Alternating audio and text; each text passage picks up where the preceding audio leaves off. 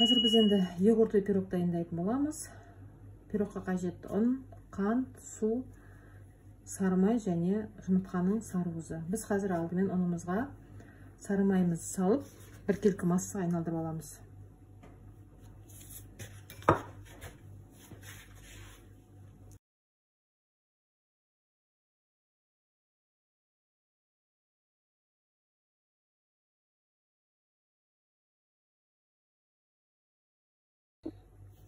Міне біркелкі массаға айналды. Енді осының үстіне қантымызды және разрыхителімізді саламыз. Және осыны бір жақсылап араластырып жібереміз.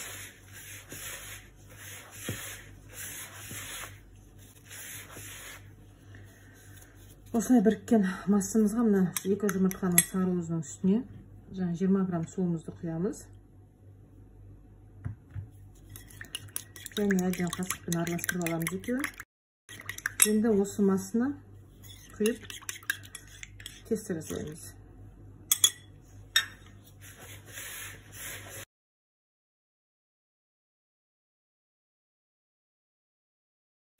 Міне біздің қамырымыз қолға жабыспайтын жұп-жұмсақ керемет қамыр шықты. Енді сәл бұны тоңазтқышқа сала тұрамыз да пирогымыздың начинкасын дайындайтын боламыз. Қазір енді біз пирогымыздың начинкасын дайындаймыз. Бұған бізге қажет болады қаймақ, кез келген 20-25% қаймақтар, мен көбіне президентский қолданамын. Және сгущенка, өздеріңізге ыңғайлы сгущенканы қарайсыздар, мен при желании байланамын. Сосын йогурт 5%-тен жоғары болу керек. 5% йогурттар, 0,1% йогурттар бармайды. Және 2 жұмыртқа. Қазір біз осының бәрін араластырып начинка жасайтын боламыз.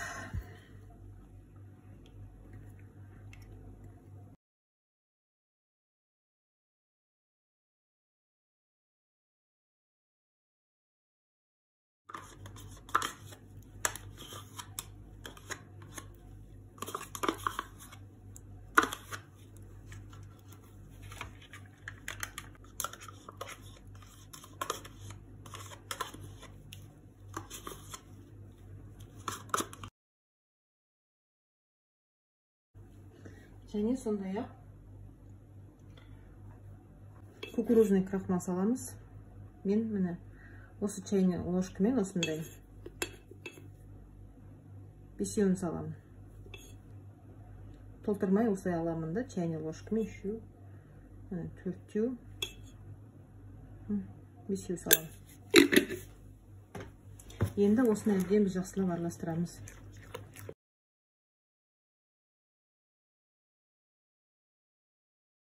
Начинка дайын. Қазір пирог жасаймыз. Мен қазір пирогымды 26-лық пирогымның әдісіне жасаймын.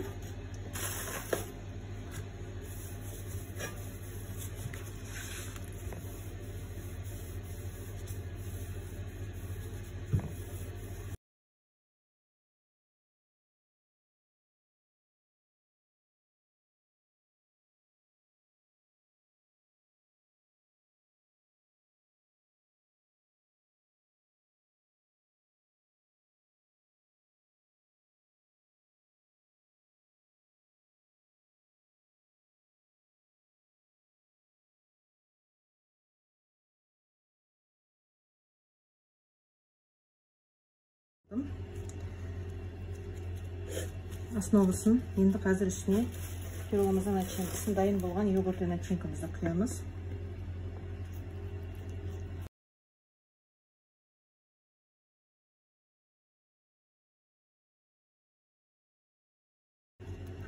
Начинкамыз ровно жетті. Енді біз қазір бұны 160 градуста 30-35 минутқа пешке қойып аламыз.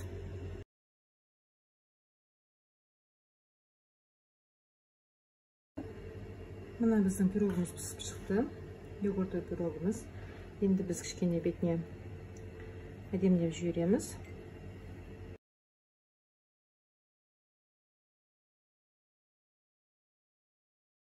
Енді қазір кесіп көрсетемін сіздерге.